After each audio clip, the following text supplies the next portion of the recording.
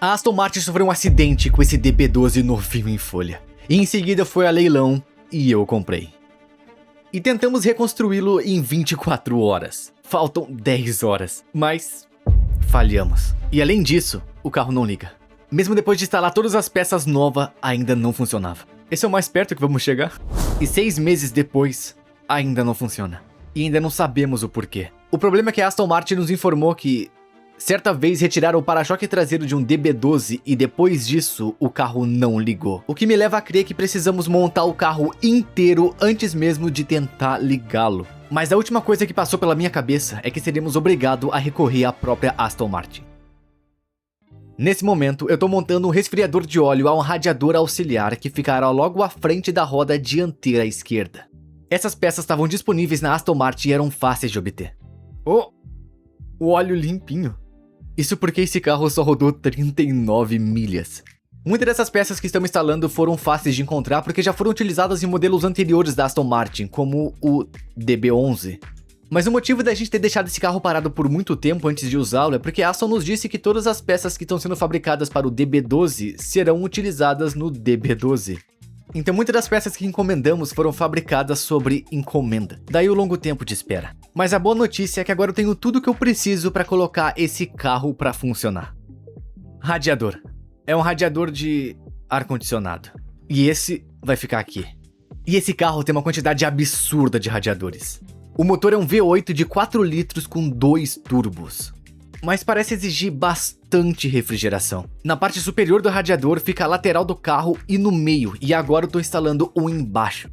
Eu não faço ideia da função de cada um desses radiadores, mas era evidente que quando estavam desenvolvendo o carro, eles eram muito necessários. E não para por aí. Junto com esse radiador inferior, há um radiador superior. Eu presumo que eles sejam refrigerados à água e tendem a ficar bastante quentes por estarem localizados acima do motor. Certo, isso é um radiador.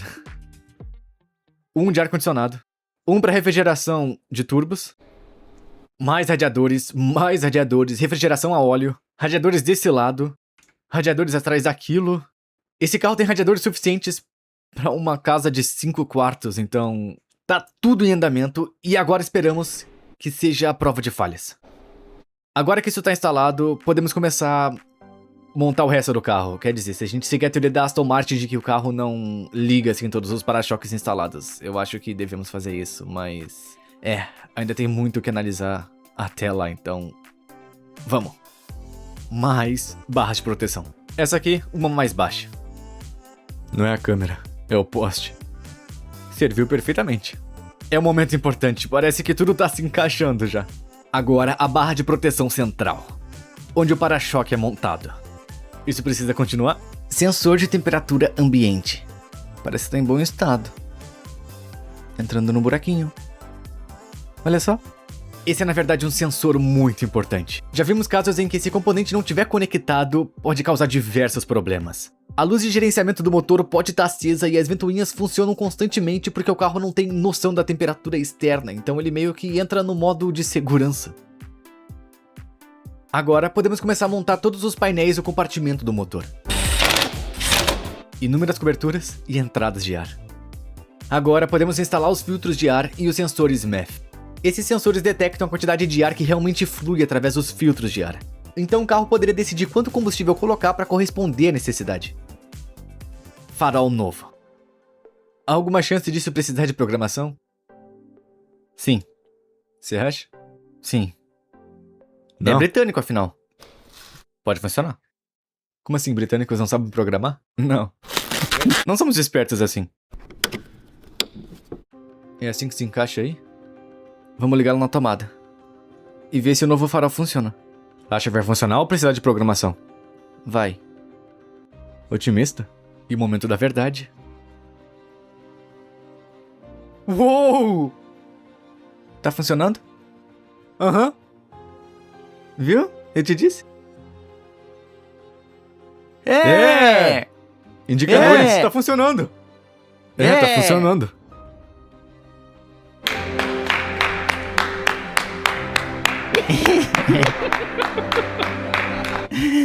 São as pequenas vitórias que contam. E se o farol não precisar de codificação, podemos ter sorte com muitas das outras peças que vamos instalar. Próxima tarefa: consertar o assento. Porque o eixo do motor ele entortou no acidente. Após esse carro ter sofrido um acidente durante a inspeção pré-entrega, o motorista deve ter sido arremessado com tanta força no banco que até agora ele mal se move. Para por aí. Bora lá? Na verdade, a maior parte do assento se move, mas o ajuste para cima e para baixo parece não funcionar direto e trava. Já tínhamos tentado corrigir isso antes, mas não conseguimos resolver completamente. Isso é controlado por um motor na parte inferior e um eixo. Agora quando ligamos esse motor, nada acontece. Só para garantir que o problema não seja o motor, o meu pai vai desparafusá-lo da parte inferior do trilho e ligá-lo à energia. E podemos ver que realmente funciona. Isso. Então, o problema deve estar no eixo. Você consegue ver que tá torto saindo assim? Tá ligeiramente torto. Você acha que é por isso que tá sendo pego? E é por isso que não se estende ele até o final. Como o eixo está ligeiramente torto devido ao acidente, o motor não tem potência suficiente para girá-lo. Então precisamos deixar isso totalmente perfeito. Bob, você é o cara. Deixa isso 100% claro. Em algumas horas, de retorno. De volta. Então, com maior entusiasmo, Bob começou a trabalhar no fuso. Eu vou colocar isso no torno, então vamos ter um pequeno furo bem na extremidade para poder encontrar o centro. Vamos usar uma pequena ferramenta chamada broca de centro que vai encontrar o centro da nossa peça. Se o Bob conseguir consertar isso, economizaremos um trilho de assento novo, pois eles não são vendidos separadamente. Então temos fé nele. Então não acho que seja muito ruim, uma pequena folga nessa extremidade. Aqui é tudo bem feito, então eu vou conseguir eliminar essa folga. E aos poucos o Bob foi endireitando o eixo o máximo possível. Fazendo pequenos ajustes aqui e ali com um martelinho. E no fim, ele acertou em cheio. Feito. Enquanto o banco estava fora, eu queria adiantar outra tarefa. Baterias! A bateria desse aparelho tá morta.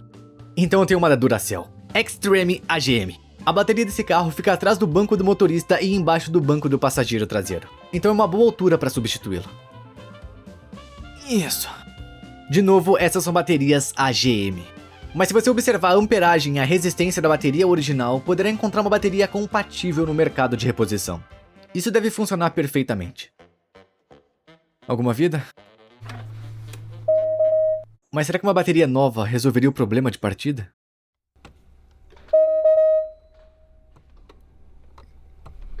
Ainda nada. Vamos continuar. Continuando. Não seria tão fácil assim, seria?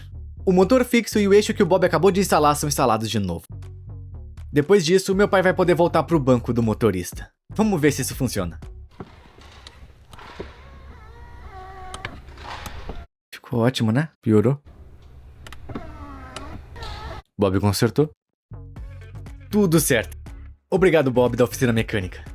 Agora podemos montar essa parte das portas. E eu ainda não posso colocar o painel da porta porque não temos o retrovisor lateral nem desse lado, pois ambos estão danificados, então deixa eu mostrar. Esse é o espelho retrovisor do lado direito, que estava em perfeitas condições. Como se tudo tivesse ali. A tampa do... Sim, a tampa do espelho estava lá, vi uma tampa espelhada, era um espelho perfeito. A única coisa que faltava era o acabamento da parte de baixo, esse acabamento preto que segurava a câmera. Não dá pra encomendar isso separadamente, não dá pra comprar isso separado. Por causa disso, tivemos que comprar um espelho novo inteiro só pra esse acabamento aqui, só pra isso. A única coisa que eu preciso fazer agora é decidir tirar o vidro desse e colocar naquele. Ou retiro o acabamento inferior desse e coloco nesse. Acho que essa é a opção mais fácil, porque são vidros espelhados sem armação, que a Aston Martin decidiu usar isso porque ficam mais estilosos, mas sinceramente eu acho que ninguém liga. Eu decidi remover o acabamento do novo. E depois eu coloquei o acabamento sobre o antigo. Preciso encaixar a câmera na moldura e depois recolocá-lo no espelho antigo. Tá, então agora tá junto. Eu entendo porque a de baixo se perdeu, já que ela tá presa com presilhas minúsculas, então eu coloquei um pouco de cola Mansory na parte de trás. O único problema é que a câmera pode ser pressionada de 4 maneiras diferentes, então só me resta torcer para que fique posicionada a câmera corretamente. Então, quando eu conectar no carro eu posso descobrir. Só não posso conectar agora porque é preciso de todas as 4 câmeras ao redor do carro que estejam conectadas para funcionar. E agora não tem nada instalado, então isso não vai funcionar. Então foi literalmente uma aposta. Deveria ter uma marcação. Mas não tem nenhuma marcação, eles deveriam ter feito isso, então... Agora, em vez das capas pretas, temos capas de fibra de carbono como opção de melhoria. E agora tenho que descobrir como isso se encaixa.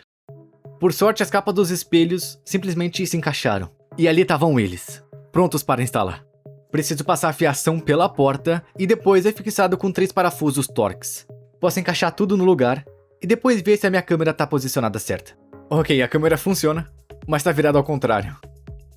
Ah, não. Por sorte, eu consegui remover um pouco da moldura inferior e ajustar a câmera para onde eu acho que ela está no lugar certo. E olhando na tela, eu acho que acertamos na segunda tentativa. Em seguida, vamos ver o espelho do lado do motorista. Instalamos tudo isso na unidade de controle, a parafusamos no lugar, mas tivemos um problema com essa. Essa não funciona.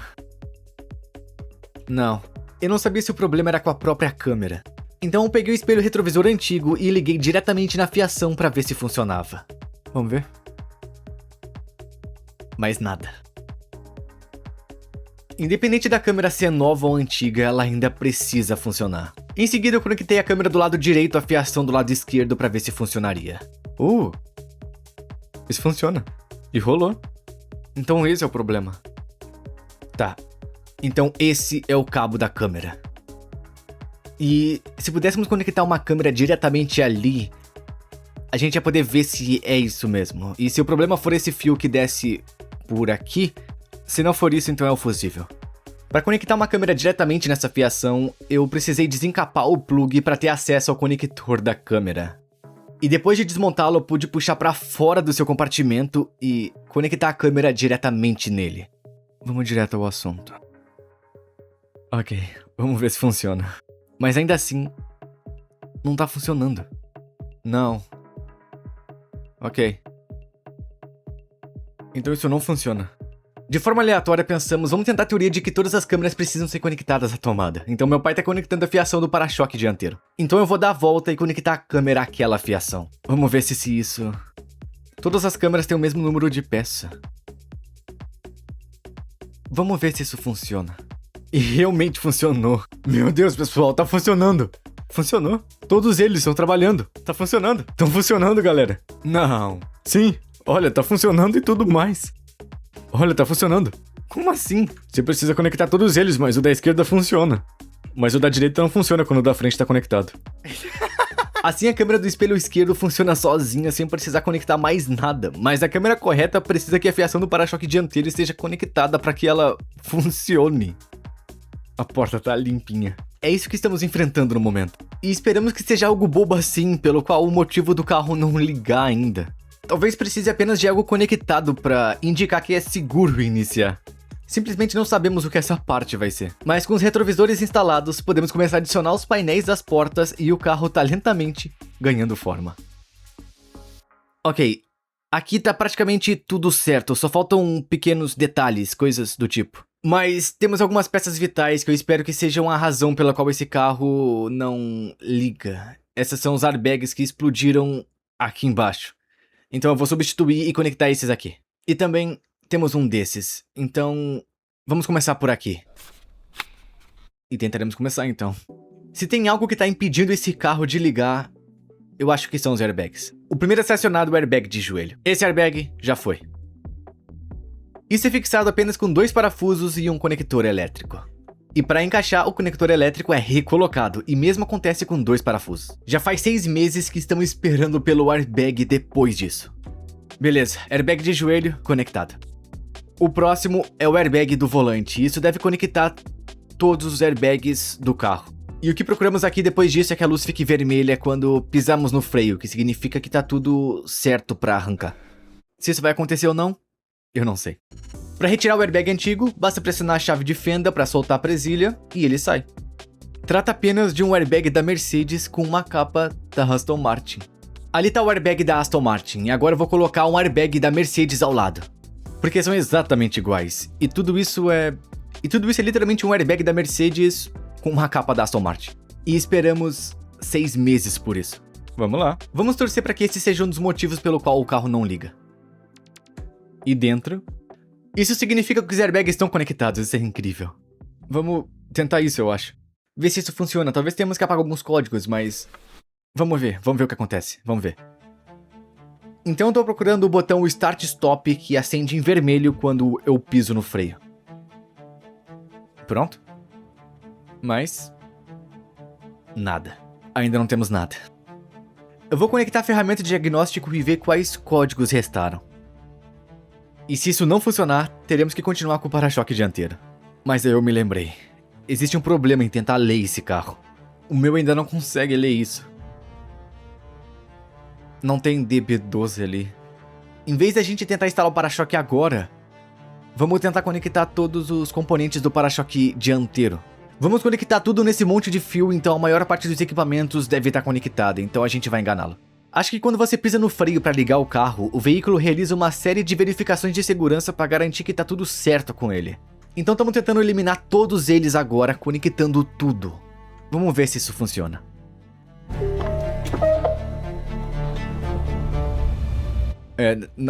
Não há nada. E quanto ao espelho retrovisor? Apenas caso de... certamente pode começar a ser um retrovisor. Se você não consegue ver atrás de você, pode ser que não consiga seguir em frente. Vamos entrar em contato com o Jeeps, talvez ele consiga... conectado ao Jeep? Vamos nos conectar ao Jeeps. Ele poderá nos dizer se ainda temos algum dado de falha ou qualquer coisa do tipo. Agora a ferramenta de diagnóstico do Jeeps vai conseguir ler o Aston Martin. Então eu corrigi todos os erros e agora temos 1 no airbag, 3 nos freios ABS, 1 na ACU e 1 no painel de instrumentos. Então vamos começar pelo airbag porque eu quero ver qual é a falha. São dados de falha? O sistema ABS também apresenta várias falhas. Agora isso faz sentido. As falhas do airbag são relacionadas às falhas do ABS, devido a esse módulo localizado no centro do carro, o módulo do airbag. Esse dispositivo é parafusado no ponto mais baixo do carro, no meio, e recebe informações de sensores da velocidade das rodas, possui sensores de pressão do freio e também um sensor de guinada, podendo detectar quando o carro está inclinado e virando. E com todas essas informações, o sistema sabe quando acionar os airbags. Agora, como temos problemas com o ABS e o airbag, eu só consigo pensar que tudo isso tem a ver com o módulo do airbag. Se você se lembra do caso Range Rover, tivemos que remover o módulo do airbag. E Jeeps teve que se conectar diretamente aos pinos para cancelar os dados de falha. E pode ser o caso desse Aston Martin. Normalmente, ao contrário dos carros da Volkswagen e da Audi, que são bem mais antigos, é possível apagar os dados de colisão com a porta OBD. Mas, quanto mais novo o carro, menos querem que fazem. Então o que eles fazem é colocar uma espécie de trava de segurança no carro para impedir que você apague os dados do acidente, o que significa que você tem que botar mais mão de obra para remover o módulo do airbag. Assim, o Jeeps consegue acessar diretamente o módulo do airbag ignorando o OBD. Ou seja, ele tá claramente hackeando o dispositivo. Hackeando de novo. Então o Jeeps vai descobrir primeiro se realmente consegue fazer isso através da porta OBD. Não, eles são em alerta. Basicamente aquele ícone ali, ó, na esquerda, do lado direito, ele mostra que precisa ser lido por meio de um benchmark. Entendeu? Vou dar uma olhada lá embaixo pra ver se eu consigo encontrar. Vamos começar? Diversão! Ok, então não podemos apagar os dados do acidente usando apenas o leitor OBD.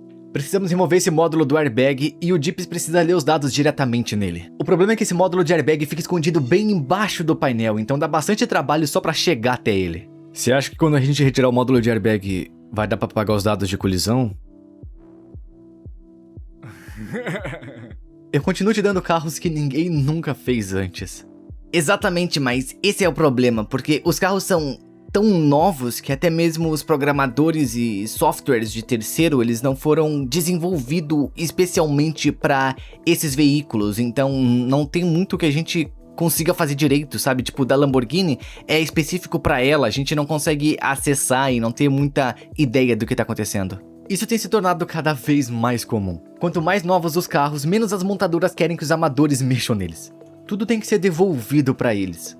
Não parece que conseguiremos acessar o módulo de airbag facilmente. Parece que vamos ter que desparafusar toda essa estrutura de alumínio que prende o painel ao chassi do carro, e esperamos que com isso desparafusado consigamos levantar o painel o suficiente, assim eu consigo colocar as mãos embaixo do painel para desconectar o módulo do airbag. Esse é um trabalho enorme. E mais uma vez um trabalho que não seria necessário em um carro mais antigo. Mas como eu falei, quanto mais novos os carros, menos fácil de fazer por conta própria. Penso que isso serve para que a marca tenha mais controle sobre quais carros voltam a circular após um acidente. Quanto mais difícil for o reparo, menor é a probabilidade de voltarem a circular. E quanto menos provável forem deles voltar, quanto mais carros forem danificados, maior a probabilidade da marca vender outro para substituir o carro acidentado. Isso, foi. Saiu. Mas estamos lutando contra isso. E finalmente, conseguimos remover o módulo do airbag, que na verdade é um módulo de airbag da Mercedes-Benz. O que pode ser uma boa notícia pro Jeeps. Porque esses módulos de airbags da Mercedes são usados em muitos modelos mais antigos da marca. A máquina então lhe dirá quais pinos ele precisa colocar sua ferramenta, e esse módulo do airbag tem uma infinidade de pinos, e em seguida, isso identificará as falhas presentes. Melhoramento do pré-tensionador do assento... Depois de identificar as falhas, basta corrigir. Fracasso. Mas a tentativa falhou, e não sabemos o porquê. Se não conseguimos apagar esses dados do acidente, parece que teremos que comprar um módulo de airbag completamente novo. Tudo bem? Eu tô bem. Eu gostaria de saber o preço dessa peça com o número de peça DB12, é um módulo de airbag. Eu já tenho o preço, caso seja isso mesmo, é 971,98 libras mais IVA. Ok. Não tá funcionando. Preciso encomendar um? Essa é a situação. Encomendei o módulo de airbag da Aston Martin. Não chega antes de 4 dias. Além disso, precisa ser codificado pro carro, e as únicas pessoas que podem programar isso são da Aston Martin. Além disso, acabaram de me ligar e disseram que há um recall de todos esses DB12s para uma atualização de software. Então, eles vão ter que atualizar o software para codificar o carro. Aparentemente, a atualização do software leva 2 dias. E só é gratuito se o carro tiver na garantia. Não sei se tem garantia para esse carro, porque ele sofreu danos. Então a gente tá numa situação delicada agora. E vai pras mãos da Aston Martin. A única coisa que podemos fazer nesse momento é reconstruir esse carro, porque eles não vão mexer nele. Vão encontrar qualquer desculpa pra justificar o porquê que esse carro não liga se a gente não tiver montado corretamente. Então vamos ter que montar tudo, esperar pelo modo de airbag, instalar o modo de airbag e aí sim deixar o carro com uma aparência completa. Então com sorte eles conseguirão colocar em funcionamento. Vamos lá. Ok, vamos colocar esse para-choque. Mas primeiro, precisa ser embrulhado. Eu e o Kian já envelopamos a maior parte do carro. Então nada mais justo do que trazê-lo de volta para envelopar o para-choque. Uma das partes mais difíceis. Primeiro, eles estão fazendo os trabalhos de incrustação. Eles estão aplicando em áreas onde eles não conseguiriam esticar se tentassem fazer com uma única peça. Mas eles estão fazendo de uma forma que, a olho nu, você não consegue perceber que trata de uma incrustação. Imagino que seja algo que um profissional de embalagem de anos de experiência saberia fazer. Em seguida, eles vão empurrar isso contra o carro, que vai permitir que eles estiquem a película sobre o para-choque dianteiro sem que ela fique se movendo para todos os lados. E então, juntos, eles podem colocar a parte principal do embrulho. Alisar todas as bolhas e rugas. Mais uma vez, um enorme agradecimento a Kissing Custom por ter vindo e feito isso, porque, pessoalmente, eu detesto embrulhar presentes. E se algum dia você quiser envelopar seu carro, eles são os caras certos. Eles já retiraram a peça do carro para finalizar os últimos detalhes. E o para-choque dianteiro tá completo.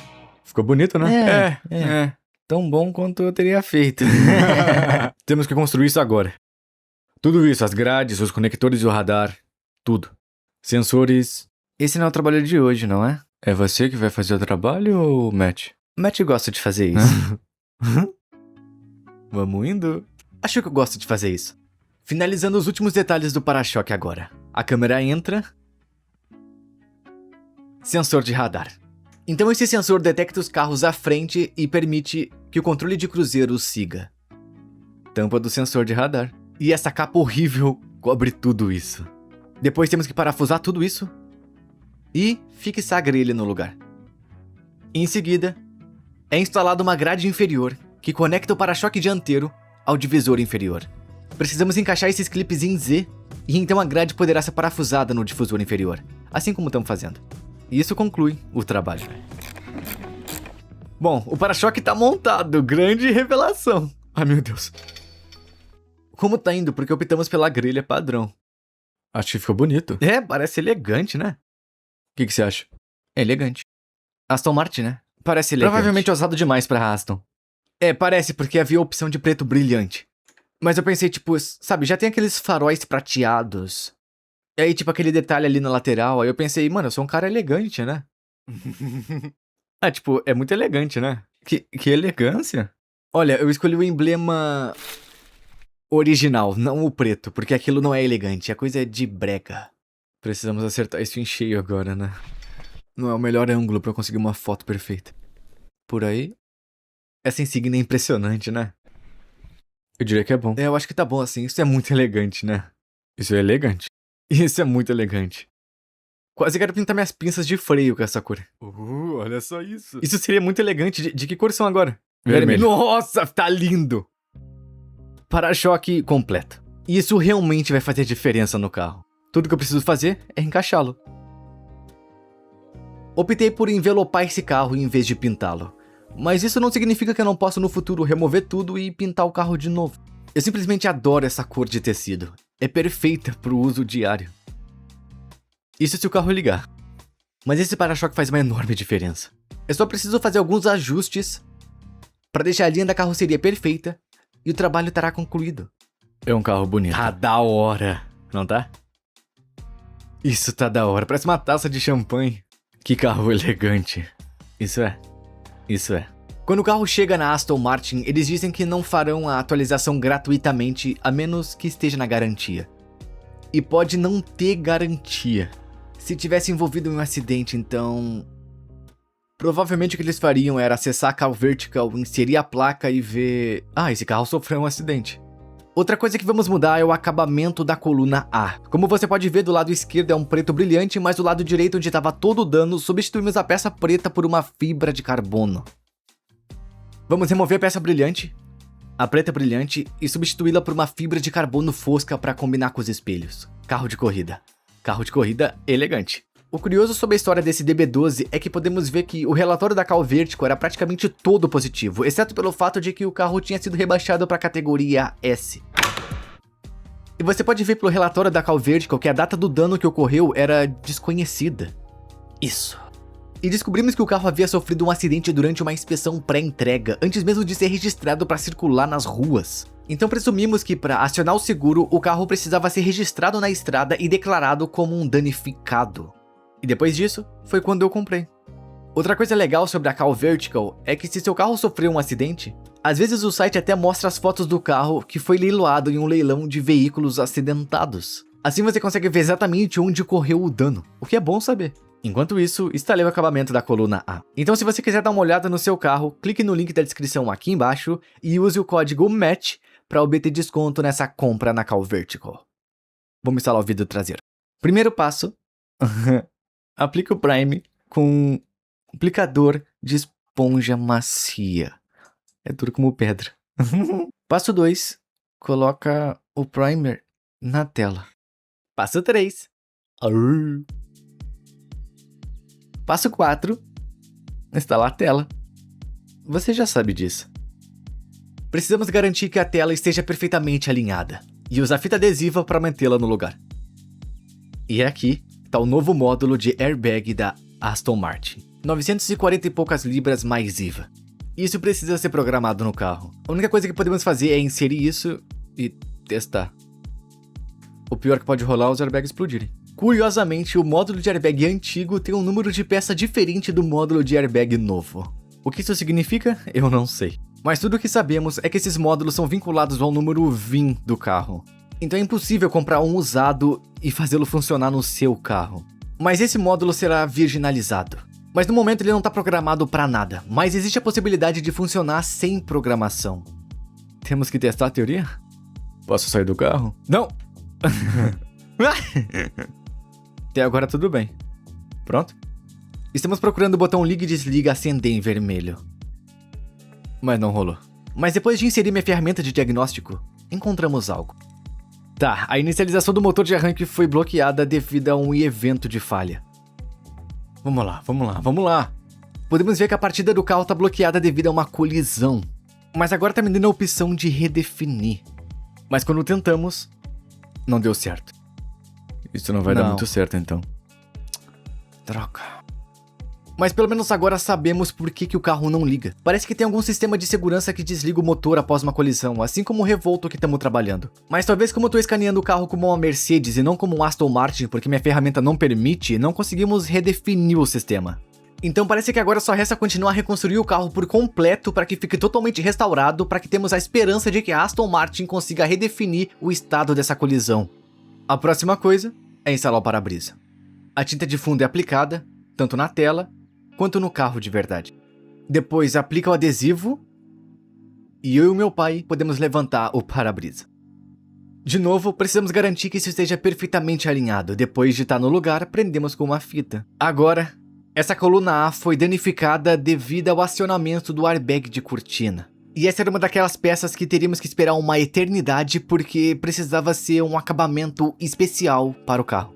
Mas encontramos um couro branco, então encomendamos um com couro branco e depois vamos retirar o couro de que tá quebrada e adicioná-la ao couro branco. Esperamos que assim a gente tenha um acabamento decente para a coluna A. Vamos. Aqui estão os dois acabamentos que temos. O acabamento preto apresenta danos, como dá pra ver aqui, mas o branco não. Então eles vão removendo o couro branco do acabamento intacto. Olha só, eu fiz tudo isso sozinho. E depois que eles têm que remover o couro preto do acabamento danificado. Mas eles vão reutilizar esse couro, então é importante eles não danificá-lo. Tá pronto.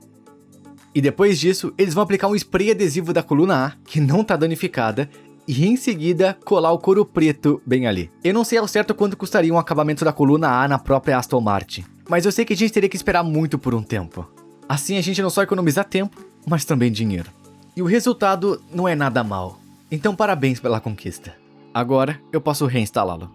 Ele entra pra dentro do carro, se encaixa no lugar e é fixado por alguns parafusos. E o interior tá praticamente concluído. As últimas peças. E se esse carro ligar, a gente não quer que ele superaqueça. E eu tô prestes a descobrir se instalamos todos os radiadores e todas as mangueiras do líquido de arrefecimento corretamente, porque enquanto todos os radiadores estiverem lá, haverá 2 reservatórios de líquido. Esse aqui. Eu acredito que seja o líquido de arrefecimento do motor. Assim mantém o motor resfriado circulando o radiador pelo motor. E essa ali. Esse aqui.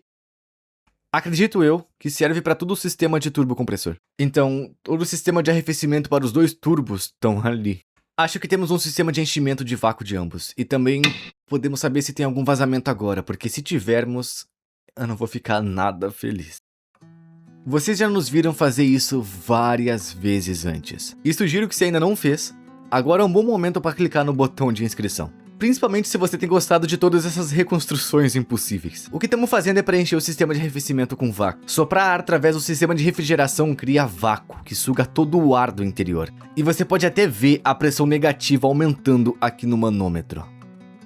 E o que queremos é que a pressão negativa se mantenha para indicar que não há vazamento. Mas a situação não parecia boa. Olha, tem vazamento. Tem vazamento.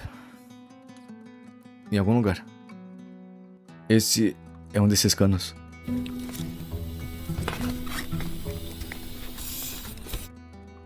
Tem uma falha nesse aqui. Então achamos que tem um furo nesse cano. Porque perdemos o vácuo muito rápido. Ah, é. Tá aí. E foi por isso que fizemos o teste de vácuo primeiro, porque senão o resultado seria líquido por todo o chão. Um pequeno furo minúsculo nesse cano. Mas temos um plano. Daqui! Na verdade, esse cano era muito maior do que a gente previa inicialmente. A tubulação se divide em um T e depois desce por baixo do carro. O meu pai cortou a abraçadeira descartável porque era muito mais fácil fazer assim. Então poderia puxá-lo por cima do tubo de refrigeração e removê-lo da peça em T. E em vez de comprar um novo, eu acho que eu encontrei uma solução. A parte que tinha um furo, eu cortei. Agora, a mangueira ficou bem mais curta. Mas, pode funcionar. Pode até funcionar. Vamos ver. Não foi o corte mais reto, porque eu achei que não ia funcionar. Agora a mangueira tá um pouco mais curta, mas sem furos. Eu vou colocá-lo de volta no carro só pra garantir que não esteja forçando nada. E ainda funciona mesmo. Em seguida instalei 2 novas braçadeiras. E reinstalei todas as outras mangueiras que precisei remover pra chegar até lá. Recoloquei o filtro de ar. E fiz outro teste de vácuo. E dessa vez, parecia estar indo bem. Oh, olha só isso. Parece bom. Bom. Agora eu não acho que seja tão vital assim encher esse carro com ar comprimido a vácuo. O único motivo para usar o sistema de enchimento de vácuo é se você tiver radiadores bem na frente do carro e você completa o nível de líquido de arrefecimento pela parte de trás. Você acaba com uma grande câmara de ar. Mas esse reservatório fica muito alto na frente, mas a maior parte do ar vai sair de qualquer maneira, mas é uma boa maneira de verificar se não há furos na mangueira sem fazer sujeira e descobrir com líquido por todo o chão. E olha só, tudo preso. Minha gambiarra com a mangueira funcionou. Ninguém saberia, ninguém vai saber. Além de quem tá assistindo. Só faltava adicionar o líquido de arrefecimento. Com toda a pressão negativa dentro do sistema de arrefecimento, podemos conectar essa mangueira que entra no reservatório de líquido e quando você abrir a torneira, todo o líquido de arrefecimento será sugado. E para o líquido no sistema de sobrealimentação, decidimos simplesmente despejá-lo, pois o bocal de enchimento do vácuo não parecia se encaixar naquele reservatório, mas como não havia vazamentos na parte inferior, as coisas pareciam tá bem. Só fizemos os últimos detalhes, foi colocar as paletas do limpador de para-brisa, o painel frontal e o carro estava praticamente pronto. Certo? É isso aí. Já concluímos quase todo o DB12. Ainda temos algumas coisas para fazer. Vamos lá ver.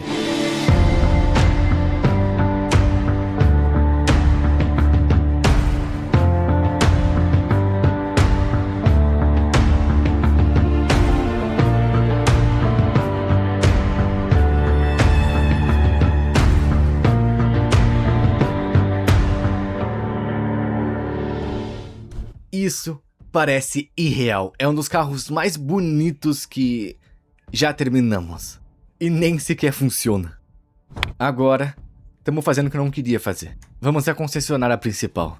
Porque agora tá fora do nosso controle. Só Deus sabe quanto vão nos cobrar. E só Deus sabe se eles vão conseguir fazer isso sozinhos, porque nem sequer a Aston Martin tentou ainda. É um DB12 que travou. Não utiliza nenhum software de nenhum outro carro, é apenas um software da DB12. Agora só me resta cruzar os dedos, porque ninguém sabe quando esse carro vai voltar. Ok. Foi.